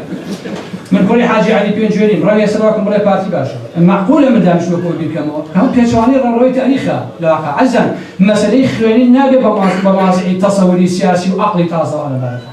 ئێمە بە بەشەرین بەشەر ئەم بەشەرە لە ئاڵوگۆڕایە کاری بەوە نییە تۆ باوکچی بووە حتا کاری بەوە نییە تۆ شەهیدی من لەگەڵ یەکێتی نیشتیمانیا بۆ کە شەهید کراوە یا لەگەڵ پارتیا بۆ کە شەهید کراوە کەسی من کە چۆ بۆ پارتی شەهید کراوە بە شەهیدی ڕێبازی بازاری نییە چکە خۆر ڕێبازی هەر نییە شەهید نیشتیمان و ئازادی ئەوەی بە ڕەوازانەوە لەو کاتا بۆ تا حتا پێنج دوو بەرە هەبووە بەرەی شوێعەکانە بۆ لەگە بەرەی پارتیا کابراش کە بۆ باسی کوردایەتەکە دوای پارتی کەوتووە ئەمە بەتوانبەر نازانم لەواقع باشە بەڵام کە مەسەلەی من بۆ خۆم بێگوتەوە من گەنجێک بووم لە سلێمانیا ژیاوم قوتابی بووم خوێندومەتەوە یەکەم شت کە خوێندومەتەوە نزیکایەتیم بووە لە کۆمەڵی ئێران لە حیزبی کۆمۆنیستی ئێران لەوە کۆمەڵێک مازنە مێشتمەوە باوەڕم بەوە نەبووە کە ئەم ئەحزابانە بتوان بابە شاباژێر گەڕاوم شازوود گەڕاوم پێنجێنەکان ئەزانم کێ چون بوون بە پێشمەرگاتیان کردووە یعنی هەموو ئەمانە ئەزانم بۆیە لەو کاتا پێم وا بووە بە تەسەووری ئەو کاتم پێم وا بووە ئەگەر کەس عاجز نەبێ لێم حرمەتم بووە کە لەگەڵی پارتیا بووم شەی کراون پێم وا بووە کە دیدی تەسەووری یەکێتی پارتی بەعس وەکو سێ خێزانوان بەڵام بە سێ دنیا جیاوازەوە ئەم بە عەرەبی ئەو بە کوردی لە دواییشە نەچەکە هەر وا دەرکەوت کاکشین بە عەمەلی وا دەرکەوت بۆیە ئەو برادەرەکە پرسیارەوەی دەکردم لەسەر مەسەلەی ئەوەی کە تۆ لەو کاتا چۆن ئامانە بەدڵ نەبووە لەبەرەوە قەناعەتم پێیان نەبووە لەبەرەوە من بینیومە کە ئەسیری یەکتریان کوژۆ لە شەر باژێڕا کاکشین من بینیومە کە ژنیان قەتڵ عام کردبوو من بینیومە کە بابا هەچیشتی ناشیە دەمبینیم چۆن قەناعەتیان پێ بکەم کاکشین ناکرێت من برادەرم هەبووە لەبەرەوەی ئاڵای شۆڕش بووە لە شاخ ڕای کردوێتەوە لەسەر سیمەتێکە کوشتیان دینارێک ئاستە گیرفانیەوە پێی کاکشین لە ساڵی هەشتا ڕێبواری پێنجێنیە خۆ ئازانن کە ئاڵای شۆڕش بۆ ڕێبواری ماباخەوە تەنها لەبەرەوەی کە ئاڵای شۆڕش بوو دیتیانەوە بە نیشانەکە هەموو تەمەنی یەکێتی بوو کاکشین بەڵێ خەبەرەکان یا بە خۆم چوومە دایشەوتم ڕێباشەیە کراوە بەمانە من تێگەیشتومەوەی کە ئەمانە ناتوانن ئازادی خواستن عەزیزی من خەڵکانێک لەکانی ژنان لە شارە زورە فەرماندەی پارتی داوەت کە حیوانی بۆ سەر ببڕێ لە ناو جێگا لە خەوا بیکوژێ تۆ چۆن دوایەکەوی سبێنەکە دەسای بێ دەست بتوانێت بۆ خۆشبزانی بۆ تۆ بێنێتاش کوێی دنیاە بۆ یەکە مەسەلەکە عەقڵ و جۆنی بیرکردنەوەیە مەسەلەکە ئەو تەسەڵانەی کە وەکو گەنجێک بەسە هەر من نەبووم ها زۆر کەسی کێژەوە کە قەناعەتمەوە باشە بەڵامی تەوەیە کە ئابرادی کردەوە بۆ پێی وا بۆکە دوای پارتویکی تێکەوێ بۆ خۆی دڵپاکی وەشوە هەتا بووە گیان و ژیانی خۆشی داناوکە بەداخەوە بە بەدوای ئەمانە کەوتووە ئێستا یەکێتی نیشتیمانی کوردستان شەرازی بەکە ئەو نە هەزار شەهیدمان داوە ئەوە شەهیدی کۆستەت و هێرە و تاڵەبانی دیە کە پێی وا بکەی بگیرە پارتی باشترە بۆی دوای تۆ کەوت تۆ نابێت دابنشی بازرگانی بە خوێنی ئەم خەڵکانە بکە ئەم خەڵکانە خەڵکانێکی بەری بوون بڕواتە لەبێ عەزیزان برادر خەڵک ئەناسم عینە دایکی بە چنوورە فرۆشی و بە لفکەچنین پەرۆدێگر بۆ پێشەگەتی کوژراکە باشە یعنی ئەمانە هەمووی تیاژیانی لەبەرەوە ناکرێت تۆ بکەیتەوە بێت تۆ چۆن باوەڕی بەوە نەبوو باوەڕ پێ بێت چۆن باوەڕ پێ ناتوان باوەڕ بەمانە لەسەر مەسەلەی بزوتەوەی گۆڕان واقعاً من لە 4 ساڵی ڕابردووە پشتیوان لە بزوتەوەی گۆڕان کرد بەڵام ڕەخنەیشم زۆر لێ بکرێت هەتا زۆریش ئیهانە کراوە لەلایەن خەڵکانێک کە گۆڕان خواستن زۆرێکی ژێر لە مەکۆی سەرنجی گۆڕان ڕەنگە زۆرەقی لە من بێتەوە تێک بەڵام من گوێ بەمە نادەم لە واقع لەسەر ئەوە داناڕژ و سیاسەت کە بەرامبەرەکەم چۆنی یا چۆنی نایێت بۆیە پێم وایە ئێستا گۆڕان وجودێتی هەیە و پێویستە شانسی بدرێتێ بزانێت کە چی دەکات بەم زووتەوەی بۆیە هیوادارم فەرموو بەڕێزان ئەوانەی پرسیارێنێ بێناوی ئەوانەی کە پرسیاریان کردن چۆن جێگای خۆیان دانیشن بۆی کاتەکەمانە کاک سەربەست کاک عیماد فەرموو کاک سەربەست هەر بەڕێزێ توانای 3-4 کەس وەرگرین فەرموو زۆر سپاس مامۆستایە مادام بابەتەکە بەقوتی بابەتەکە بابەتی دروستبوونی دەوڵەتی کوردی و کەسایەتی کوردیە حەزم لێ کاک ئارام تۆزێک باسی کەسایەتی کورد ناوە کاتن ڕاستی ئایا خۆی یعنی ئەوە لە تەبیعات و لە مێژووی لە ئەخلاقیەتی کوردە مەسەلەن ئەو خۆفرۆشتێک کە تۆ باسیەکەیتی بۆ بڕێ پارە و بۆ بڕێ مەسەلەن بۆ مەنسەب و بۆ ئەشتیا خۆی تەسمیمی پارتیوێکی کردووە یاخود ئەوە پارتیوێکێتی ئیش لەسەر ئەوە بکرێتن یعنی پارتیوێکێتی ئیش لەسەر ئەوە دەکەن کە میلەتی کورد بەکۆی دەکەن تۆمە مەسەلەن ئەگەر وەکو مامۆستای مەسەلەن خارزایی هەیە لەویز ئێمە یعنی هەوڵ دەدەین یعنی تاچی لەویزی مەسەلەن چ کوردێک هەر لەویزی بێت سەربەخۆی دروستکەین کە بەخۆی گەورە بۆ خۆی بریاد بە لەسەر چاوەنووسی خۆی ئایا ئەوە یەکێکی پارتی یا تاکێکی کۆیلەی کورد دروست دەکەن بۆ بە دواڕۆژ هەر بۆ ئەوان بڵێن بە حرمەت بی و بەڕێز بوو پاشا و کوردۆشی بەبرن یا خۆی هەر ئەوە لە ناخ و لە ڕوحیەت کولتوری ینی ئینسانی کوردە هەڵوەداخەوە لە شتە هەگەرن ینی زۆر سپاس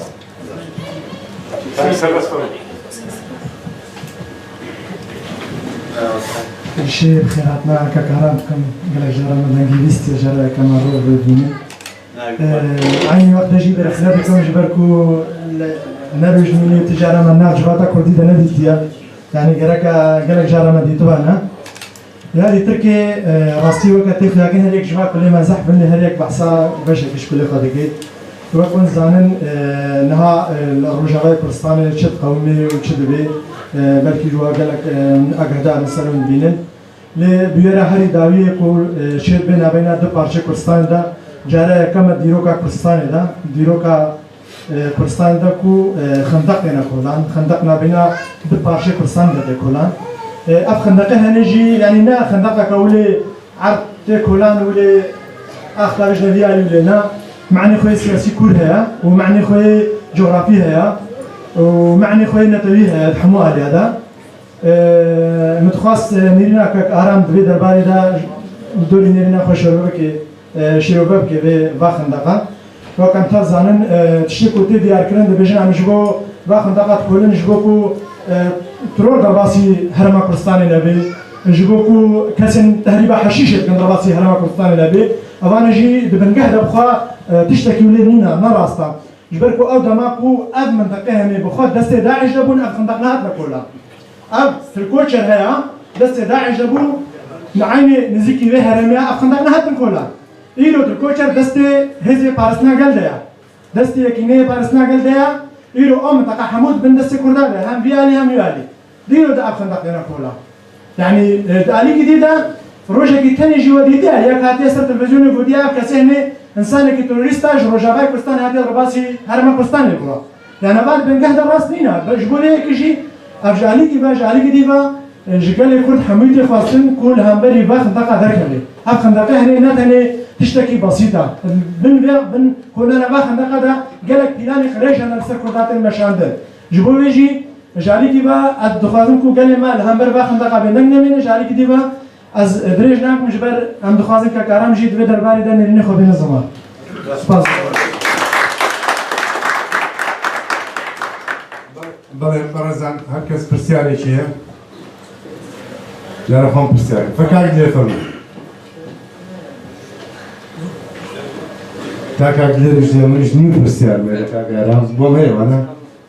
سەبارەت بە شەڕی ناوخۆ دیارە پارتیەکێتی هەر بە باسی مێژووە کە نەڵێن بە مێژوەکانمانەوە یەکی لەو مێژوانە شەڕی ناوخۆیە وە سیوێکی ئابە ئەوە نێزانرێت لە سیوێکی ئاب و لە شەڕی ناوخۆیە لە شارەکانی کوڕانیە چەندی شاری تر قعدای ناموسی کراوە ئایا وە ڕاستە و چۆنە یان چەند هێک خەبەتە لە شەڕی ناوخۆ لە ڕانیە کە ڕانیە لەلایەن لایەنی حیزبیە پارتیە چتی گیراوەتەوە تەنانەت بە قعدای شەرەف کراوە لە کشانی کورد لە کشانی باشوور ڕایگەشتە ئەو حەدە وا لە سیوێکی ئابش کراوە ئایا وەکو بزانی جەنابەت لەو شتەیە چۆن فەرموو لێ دوورێ زۆر بەخێراتن کاگەرامە من بەڕاستی دوو فاڵێ قسەی لەسەر بکەمێکە لەوانە کاگەرام خۆی نووسەرێکی ڕەخنەگرە لە هەموو قسەکانی و لە هەموو نووسینەکانیان باس لە ڕەخنە و خراپی دەسەڵاتی کوردی بکە بەڵام ئەوەی کە بۆ من جێی پرسیار بوو لێرە بەڕاستی ڕەخنە تەنها ئەوە نییە کە تۆ ڕەخنە بگری بە بڕوای من ڕەخنەگرە بێ بە دیلیشی پێبێت لە قسەکانی جەنابتا من هەستم نەکردەوە هیچ بەدیلێک پێوە بۆ وەزایسەی کوردستان خاڵێکە کە هەستم کرد تەناقوسێک هەبوو لە قسەکاندا یەک لەوەی کە باوەڕت بە شۆڕش نییە و لە میانەی وتارەکەدا قسەیەکت کرد کە پێت وا بوو کە یەکێتی و پارتی یا جەلالیزم و مەلایی دەبێ ئەم دوانە لەناو بچن بۆ ئەوەی کورد بتوانێت بۆ ئاماجانی خۆی بگا کە جەنابەت ئیشارە بێ بەڵام من نازانم میکانیزمی لەناوبردنی یا با بڵێین ڕاماڵینی ئەو دوو هێزە چی میکانیزمێکە لای جەنابە بۆشمان بۆ ڕوون بکەیتەوانێ یە خاڵی تر کە بەڕاستی ئەمویست قسەی لەسەر بکەمەوە بوو کە نابێ ئێمە کاتێکە ڕەخناگرین هەموو ئەو هەموو تێکۆشانانی کۆمەڵی خەڵکی تێکۆشەر و ماندوونەناس و کە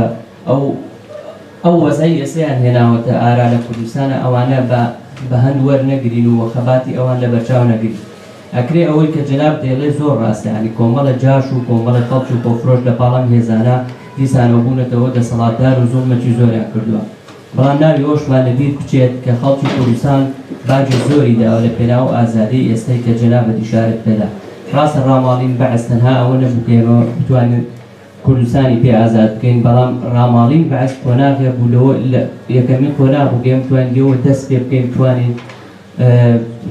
ئەو هێزانی کە لە کوردستانە دروستە بن بەداخەوە کە وەکو پێویستە بۆ کوتم بۆ خەڵک نەبوون بەڵام تر ئەمان توانین لێەوە خەباتێکی مەدەنیانە دەست پێ بکەین من نازانم ئەگەر جەناب باوەڕە بە شۆڕش نەبێت چی میکانیزمێکی تر هەیە بتوانین ئێمە شۆڕشی پێ بکەین زۆر سپاس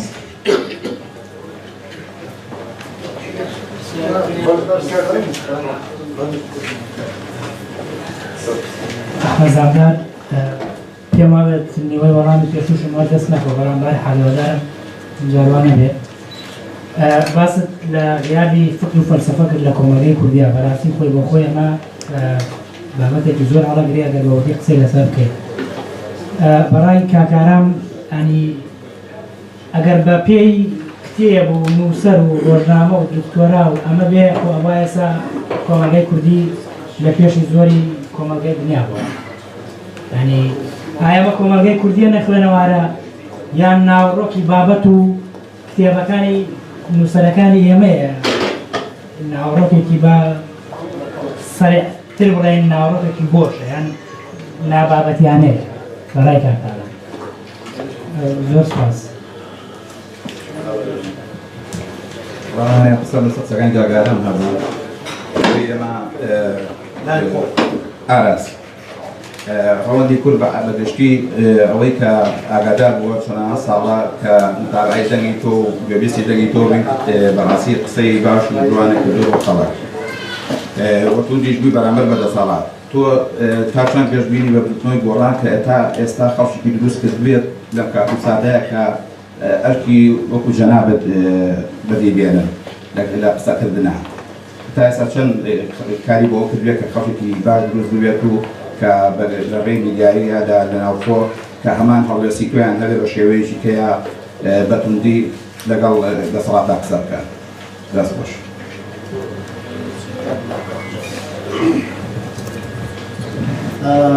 منی ژەروا بە خێراتنی کاگارا بەکەم بە خێراتنی هەموو میوانەکانەکەم. ئایا کاگاران پەیوانیە پارتی چونکو هەمومان ئەخلاقی سیاسەتی پارتی ئەزانین ئەمە لەکەم کردەوەی ئەوە نەبێت لە وەتەنیەت و یا لە کوردایەتی، بەڵام ئەم حیزبە بەوە ڕاهاتووە هەموو دایمە ئاوەڵایە لە سیاسەتیە، شەرمی سیاسی نییە. حیزبێکە ئەسڵەن ئەو شەرمەی کە وەتەنێت ئەیگرێت کەسێک لە سیاسەتە پارتی نایگرێت، چونکو ڕابردوو و داهاتوو شێبینین و ئێستاش لەبەر چاومانایە. ئایا گۆڕان نابێتە خۆراکی ئەو دەسەڵاتەی پارتی بەم شێوەی کە ئەچێتە ناو دەسەڵاتەوە، ئەگەر بە وریایش بچێ وەزارەتێک بۆ نمونە جێگرەکەی پارتی بێ و جێگرەکەی گۆڕان بێت بە هەمان شێوە لە خشتەی بن و تووشی کارەساتیکەن و بە ئەندازەی خۆیان، چونکو ئەڵێ دز بە دوای دز ئاگەڕێت، نامەردیش بە دوای نامەرد ئاگەڕێت. دیارە پارتی هەمیشە ئەوێ ڕفیق و شەریکانەی خۆی بە شێوەی خۆی تووشی گەندەڵی و نەهامەتی و ئەو چارەسەر نەخۆشیی کە خۆی هەیەی تووشی کات. ئایا گۆڕان بە چ پەردەیە یا بە چ شێوەیەک بتوانێت خۆی لەم مەعەلەجێ بپارێزێت، یا چۆن چەکمەچەکمەی ئەو دەسەڵاتە بۆ 5 وەزارەتە کورتەوە بکات کە لەگەڵ هەموو پۆستە سیادیەکان لە بەردەستی پارتیایە قەراردەرەکانی هەوانن. ئەمە لای من زۆر قورسە وەکو گۆڕاخوازێک، چونکو مەسەلە پۆستە وەزارەتە سیادیەکان بڕیاردەرن لەسەر ئەو پۆستانەی کە هەن. ئایا بە ڕەئی تۆ پێت وایە پارتی و یەکێتی هێزەکانی خۆیان دەستی بێ و دەسەڵاتەی کە وەزارەتی پێشمەرگی پێڵێن گۆڕان وەرگێت، یا قبوڵی کەن ئەو چەکانی خۆیان تەسلیمی پەرلەمان و دەسەڵاتی وەزارەت بکەنەوە؟ من وەکو خۆم بۆ چوونم وەکو گۆڕاخوازێک بڕوا ناکەم قەت ئەو دوو دەسەواز لە عەسکەرتاریەت بێنن لە دەسەڵاتە. سپاس.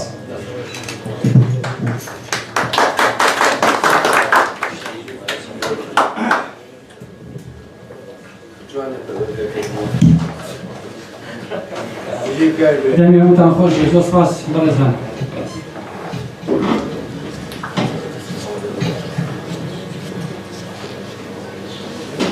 لەسەر مەسەلەی ڕۆژاوای کوردستان ئەبێ ئێمە بگەڕێنەوە بۆ مێژوو. بەحسەکە تەنها مەسەلەی خەندەقێک نییە کە ئێستا پارتی دروستی کردو لە بەرامبەر کوردی ڕۆژاوایە. سەردەمانێ بوو لە مێژووە بە تایبەت ساڵی 60ەکان و 70ەکان زۆربەی زۆری کوردی باشوور هەمووی بەدوای پارتی و بەدوای بنەماڵی بازرگانی کەوتبوو و لە کۆماری مەهاباد شازۆچین کوردی ڕۆژهەڵات هەر بە هەمان شکڵ. بە هەر حاڵ درێژی ناکەمەوە بنەماڵی بازرگانی پایەیەکی ئیجتیماعی بەرفراوانیان هەبوو لە هەر چوارپارچەی کوردستانە. بەڵام لە دوای ساڵی 75ەوە با بڵێین کە وەختێک پارتی شکستە خوارد و لە سەحنەی شانەی سیاسی چێ دەرەوە، ئیتر وردە وردە پایەی ئیجتیماعی خۆی دەست ئەدات لە سێمانی، لە کەرکووک، لە ڕۆژهەڵاتی کوردستان ئێستا، وەختێک پاکەکە دروستە بێ لە باکوور بە تەواوی دەستی ئەدا، وەختێک پێدە دروستە بێ لە ڕۆژئاوا بە هەموومانە لە دەستی ئەدا. پارتی لێرەدا تووشی هیستریا بێ کە ڕۆژگارێ بووە ئابۆ جۆرە جێگەڕێگەی هەبووە، بەڵام ئێستا لە ڕۆژئاوا مەسەلەن حیزبێک دروست ئەبێ ناهێڵێ بە هیچ جۆرێ. پارتی چەندین حیزبی دروست کرد بە پارە، نادی بۆ ڕۆژئاوای کوردستان بۆی بچێت لەوێ لەگەڵ پێدەوانە دەستێک کەڵاوکەن بۆی بچێت لەسەر بیرێنەوەتەکانی ئەوێش دابنیشێ و لەگەڵ تووشیا بۆ خۆی بیفرۆشێت. ئەو هەدەفی ئەوە بوو کە هەدەفی ئەو بوو کە پەیەدە دەسەمەوە بکە و بتوانێت ڕۆژئاوای کوردستان بخاتە ژێر ڕەشێفی خۆی و نەوتی ئەو ناوچەیە بخاتە ژێر سیاسەتی تورکیا. بەڵام بە خۆشبەختانە پەیەدە ڕێگری لێکرد، هەرچی حیزب دروستی کرد و سادری کرد و نادی بۆ کوردستانی ڕۆژئاوا هەمویان شکستیان خوارد و ئەمەی تر ئاخر بەلەقاژەیە کە پارتی بنەماڵی بازرگانی ئەیکەن لە بەرامبەر کوردی ڕۆژئاوا.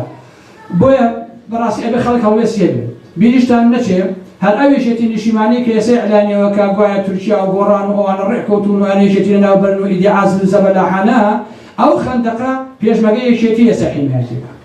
ئەبێت یەکێتی لە بەرامبەر ئەما هەڵوێستی بێ بەڕاستی. و حتا بزوتنەوەی گۆڕان کەچێتە لەگەڵ پارتیای بەشێک ئەبێ لە بەرامبەر ئەمانە هەڵوێستی هەبێ. ئەمە نەکە پارتیاڵێ ئەوە ئیشی ئێمە لە ئیشی حکوومەتە. کامە حکوومەت بەڕاستی ئێستا لە کوردستان حکوومەت پێک نهاتووە، ئەمە قسەی هەفتەیەک بەر لە ئێسێتی. ئەڵێ حکوومەتیش کێیە؟ وەزیر ئەوەی پێشمەرگەکانی پارتی خۆی دیکە ئەو کارە. بۆیە بەڕاستی پێویستە هەموو لایەکمان هەڵوێستمان لە بەرامبەر ئەوە بێت و ئەو شەڕی کە پارتی کا شەڕی خۆیەتی بەبە پارتی ئەو برادەرەی کە پرسیارەکەی کرد ئەوەی ڕۆژئاوا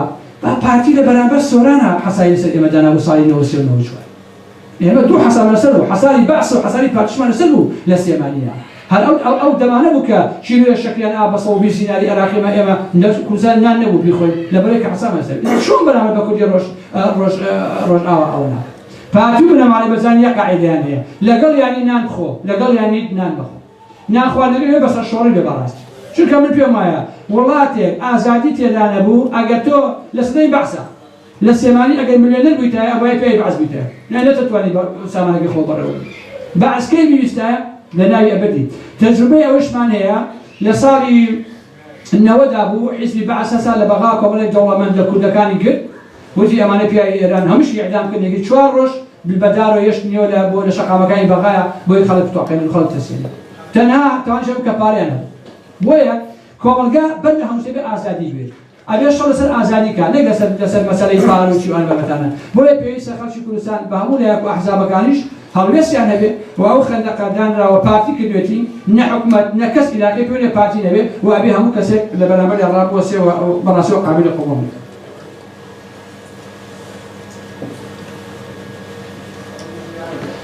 لەسەر شەڕی ناوخوا لە شەڕی ناوخوا هەموو شتێک کراوە تعدای ناموسیش کراوە پێم وایە ئەوە نزیکەی 40 تا شتێکی وا 45 ئافرەت لە مەنتیقەی کەرکووکە ئەو شوێنە ناوی شێری زەبەت داقوقی ناوچینەوە نازانم بەداخەوە کە لە فکرم نییە لەویا کە سوکاری یەکێتی بوون لەلایەن پارتیەکانەوە ئەویان لێکراوە لە سوێژی ئابا هەروە کراوە ئەوانیان کردووە بەڕاستی مەسەلا حیزبێک کەسێت پەیکەرەی شەهید بڕوخێنێ زۆر ئاساییە بووی کە هەموو شتێکی تێناشتیش بێ کات لێر بوو پێم وایە باسی لەسەر مەسەلەی بەدیل کرد بەسەر بەدیلی من چێت من بۆ خۆم ڕاستی ڕێکخراوم نییە تۆ کاتێ دانیشێ باسی بەدیلکەی لە من وەکو ڕەخنەگری قساکەم نەگو تۆ بڵێ مادەم تۆ دەسەدە بەدڵ نییە ئەی باشە تۆ بەدیلشیە بەرامبەر بۆ ئەگەر بەحسەکە ئەوە بێ مەسەلەی بەدیل زۆر ئاسانە ئێمە چەندین زانکۆمان هەیە لە کوردستانە هەمووی زەڵ دەخوێنن تۆ توانی زانکۆ 4 زانکۆی بەڵام زانکۆی باش و مۆدێڕ بێت بۆ من ئەوە بێ تەنیا تعلیمێکمە کە بەڕاستی مۆدێڕ و سەردەمیانە من دەمەوێت سیستەمێکمە بێت لە سیستەمێکی دیموکراسی بێت ئەمەوێت پەرلەمانێکمە بێت کە قانون دەرکات نەک پەرلەمانی حیزب و ئەلمانەتان دەمەوێت لەشکرێکمە بێت کە لەشکری نیشتیمانی بێت بۆ پاراستنی خاشی کوردستان نەک لەشکرێکی پارتی میلیشیای چەکدانی ئەمەوێت ژن لە کۆمەلگای ئێمە بە تەواویمانە ئازاد و یەکسان بێت لە بەرامبەر پیاوە لە مافەکانی خۆیان مەسەلەن مافەکانی مناڵان پارێزرا بێت یعنی ئەتوانی ئینسان بە هەزاران بەدیل بخاتە بەردەمی خەڵک لە بەرامبەر بچێتی پارتیە پاشانیش خۆتە گۆڕان بەدیلی هەیە مەسەلەن گۆڕان بزوتەوەیەکە فەرمو ئەوەی کە گۆڕان ئێستا داینەوە هەر ئەو ڕێکەوتنی کە یەکێتی و گۆڕان کە پارتی و گۆڕان کردویانە ئێستا ئەوە عملیکەنەوە پێمەکانی باشی تیاکە لە کۆمەڵگەیەوە باوەڕم بە شۆڕش نییە و دەبێت جەلالی مەلایی ناوچین و چۆن هەندوو حیزبە لە ناوچین یا میکانیزمەکانی چین من لەبەڕاستی نەمت باوەڕم بە شۆڕش نییە من بەتەواوی مانە باوەڕم بە شۆڕشەیە بەڵام شۆڕش بە مانای شۆڕش بۆ ئاڵوگۆڕ بەڵام باوەڕم بەوە نییە کە لە کوردستانی باشوورا شۆڕش بووبێت مەسەل دووشتەکە بارێتی جاربێنەوە من لە ئەوەی قسەکانما ئەمە ئەڵێم ئەوەی کە لە کوردستانە هەبووە شۆڕش نەبووە شۆڕش بەڕاستی ئەوە نەبێت و پاشانیش کە من دەڵێم لە ناوبردنی جەلالی مەلایی خۆ ئەمە ئەوە نییە تۆ یەکی دیباچی هەمیان لە ناوبردن بیان کوژی باس لەسەر عەقڵە لەسەر تەسەورە لەسەر جیهانبینی جەلایەت و مەلایەتە ئەبێ ئەم عەقڵان لە ناوچین دەواقع دەکرێت بەیانی یەکێتیەک بێ دوور لە مەسەن ئێستا بۆ نمونەوە هەموو گۆڕانە کە واسیان لێچێتی هێناوە ئەوە بۆ خۆی بەڕاستی کاریشی باشە هەر ئەوە بۆ خۆی یعنی دوورکەوتنەوە لە عەقڵی جەلالی ئەگەر ئێستاش هێشتا ڕەگ و ڕیشەی لە کۆمەڵێ ماوەزە ئاما بێ بەڵام ئەکرێت کای لەسەرکرێت کە بە تەواوی و عەقڵە ئەو دنیابینیە لە گەشتی خۆی دەرکاتی دەمێنێت نەک ئەوە کە تۆ بچی یەکێتی و پارتی ناوچۆ ئەندام و کادران یەکێتی و پارتیش لە کۆتاییە کوڕی ئەو کۆمەڵگای ئێمە بەڕاستی من پێم وایە بسوتەوەی گۆڕان نابێ هەڵەکانێکی پای دووبارە بکاتەوە کە ئەڵەی تەسەووری جەلالی مەلایی ئەبێ لە کوردستانە نەمێنێ لێرە وەستە چاوی گرتووە بەیانی پارێزگارێکی گۆڕان کەسێک بێ بە پارێزگاری سلێمانی یا بەهێنی هەولێر ئەم کەسە ئەگەر بێ لە عەقڵی وەکو نمونەی هێنمەوە لە عەقڵی جەلالی مەلایی دوورکەوێتەوە ئەبێ بە عەمەلی پارێزگاری خەڵکی سلێمانی بێت خەڵکی ئەو ناوچەیە بێت بیر لەوە نکاتەوە ئەمە گۆڕانە ئەمە یەکێتیە ئەمە پارتیە ئەمە کافرە ئەمە جوولەکەیە ئەمە نازانم چییە ئەوە مشکلەی ئەو نییە ئەبێ ئەو پارێزگاری ئەو کەسانە بێ کە هاوڵاتی لە وڵاتە دانیش بەبێ ئەوەی بچووکترین جیاوازیکە نەوەکو پارتیایەکێتی بڵێ کاکە تۆ دەگە بکیاوە ئیشی بۆ بکەم ئەگەر دەنگ بە پارتیا بەیەکێتیەوە ئەوە نابێ ڕاست کە تۆ ئەمەت کرد یعنی تۆ لە مەجالێکە تێت پەڕاندووە کە ئاڵگۆرە بەساتۆ لا داوە لە عەقڵی جەنایەت و عەقڵی مەلایەت ئەوە ڕاماڵینی ئەو دوو تەسەورە بەڕاستی بەکاری عەمەلی ئەکرێت لە کوردستان